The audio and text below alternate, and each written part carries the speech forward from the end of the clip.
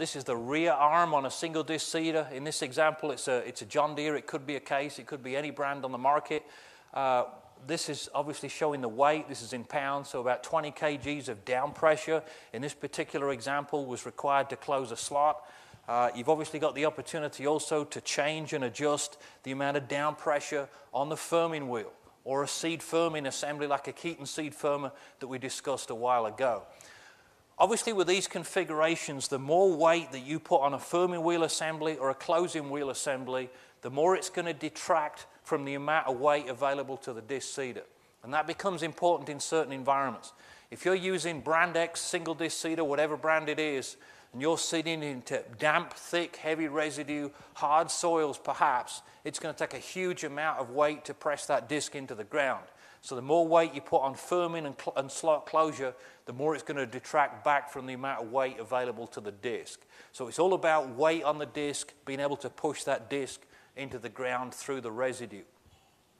Done quite a bit of work on this and some interesting observations, but obviously what I'm doing here is just comparing a single disc blade. In this example, it's 18 inches in diameter to one on the left, which is 22.5. And I'm not here to pick on brands, and you need to figure out what works on your own soils and examples. But on the right, this would be a John Deere, for example. On the left, as you view it, would be a Case.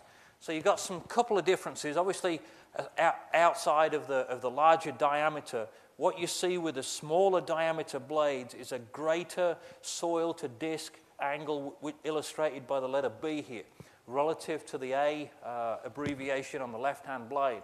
And what we found, even assuming the same 30 mil or 40 millimeter seeding depth, the greater this angle is in this area, the better the disc blades will shear through residue. Now, if the residue's light, it's a non-issue. But as the residue gets thicker, if you're seeding into 6 or 8 ton a hectare wheat stubble, it gets to be more and more important to have a higher angle here relative to there. So it immediately becomes a little bit better to get residue shearing with a smaller blade relative to a large one. And I quite often use the analogy of a pair of scissors.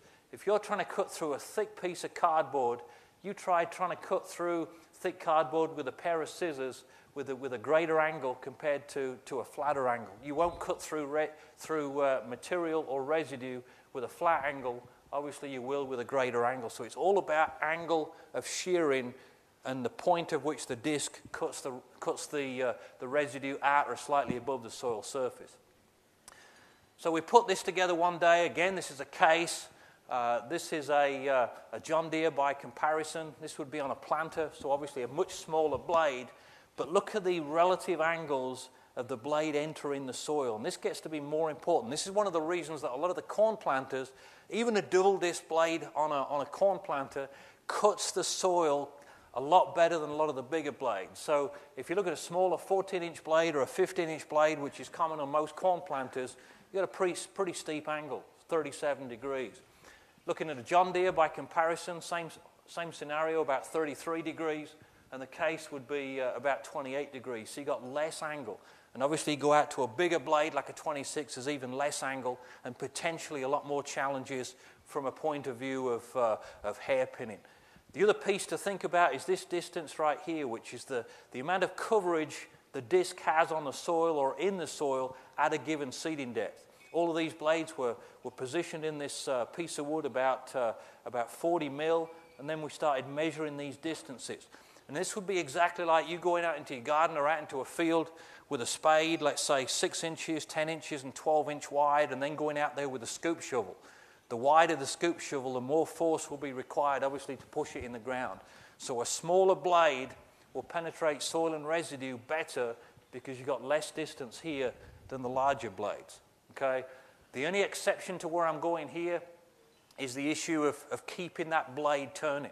And I've heard it 2 or 3 times. The bigger blades, guys are claiming that they're turning easier. You know, you've got more soil engagement with a 26-inch blade or a 22 relative to a 14 and an 18, or a 14 and an 18. The only suggestions I might counter that with, there's a lot of guys putting different scrapers on the blades to try and keep the bigger blades clean, and sometimes you can't even turn the blades because there's so much scraping pressure between the blade and the scraper. There's so much friction. That may be a component of some of the problems. Okay, so generally speaking, if you can keep the gauge wheel tight against the blade, that keeps a lot of mud off the gauge wheel side of the disc, if not all of it. You've got the option of putting steel bands on the gauge wheels. Most everybody's seen that, and that's helping a lot. Generally speaking, I do not see a lot of mud accumulating on the inside of the discs, especially if your boot is pressed tight against the disc. That should keep that side clean also. The other thing I was going to mention, we're starting to do quite a bit of work trying to figure out blades or materials that blades are made out of. Most of them are boron steel. There are some new materials coming forward to the marketplace. This is one of them at the top.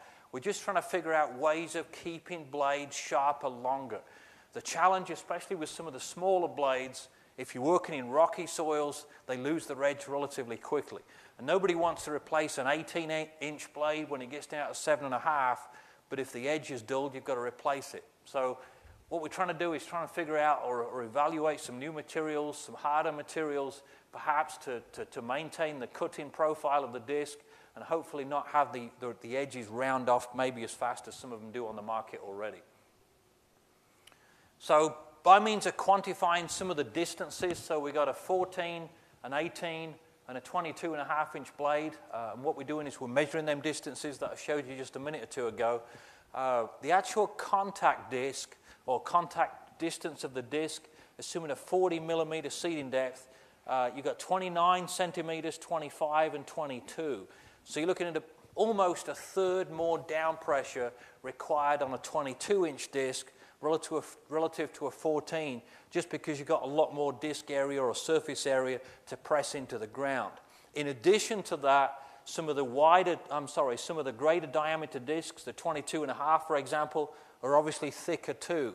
They need to be thicker to try and help prevent distortion as they enter the soil.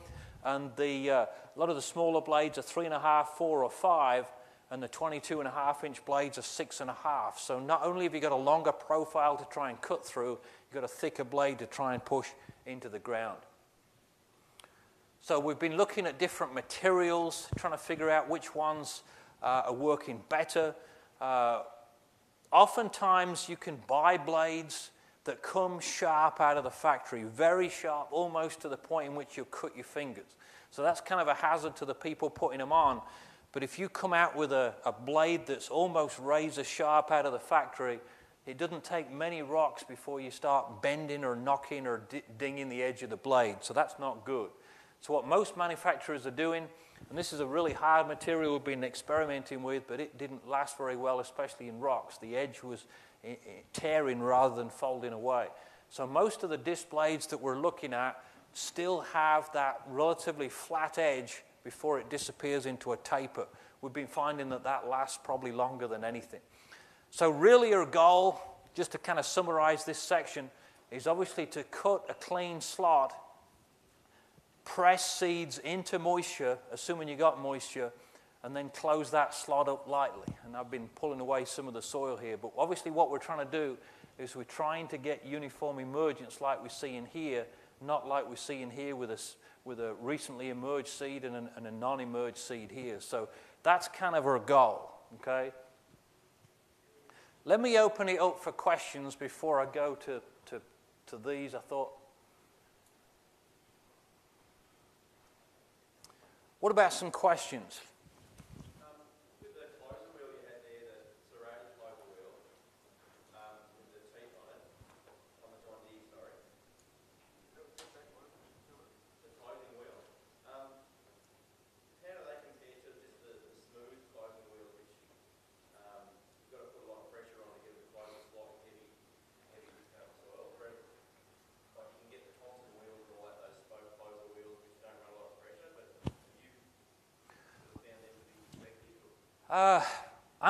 I like the John Deere Cedar. There's a lot of positives with regards to the John Deere Cedar.